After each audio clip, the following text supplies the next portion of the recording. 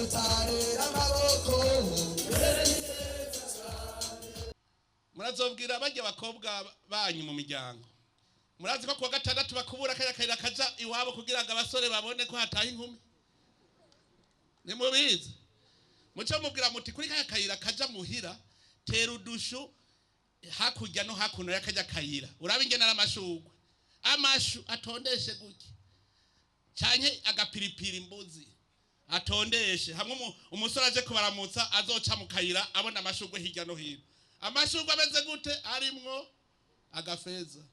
None reka twumvikane, umunwa none ko warose, umupfuko uraronka? Umupfuko nturaronka? Ingodo hakuna kitu mu ngodo.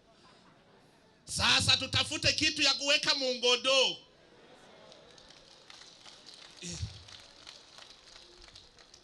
Ufise inkwavu 10 iyo mu ngodo atakiriyo cushora zibiri, kuko mu ndwiza haje havuka izindi 15. Washoye zibiri ingodo iraronka.